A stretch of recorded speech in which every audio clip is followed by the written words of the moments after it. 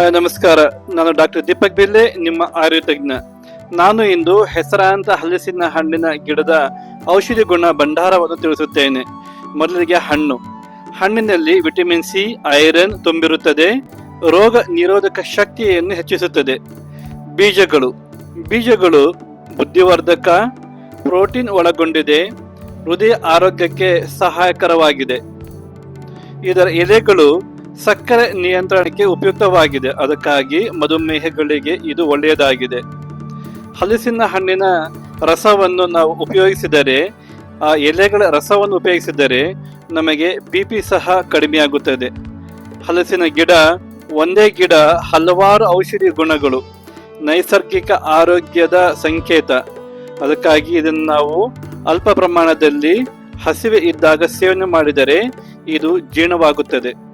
ಇಲ್ಲವಾದರೆ ಊಟದ ನಂತರ ಅಥವಾ ಗುರು ಆಹಾರವನ್ನು ತಿಂದು ಈ ಹಣ್ಣೆಂದರೆ ಕೆಲವೊಂದು ಸರಿ ಇಂಡೈಜೆಷನ್ ಆಗುವ ಸಂಕೇತ ಸಹ ಇದೆ. ಈ ವಿಡಿಯೋವನ್ನು ನೋಡಿ, ಲೈಕ್ ಮಾಡಿ, ಶೇರ್ ಮಾಡಿ, ಸಬ್ಸ್ಕ್ರೈಬ್ ಮಾಡಿ. Thank you.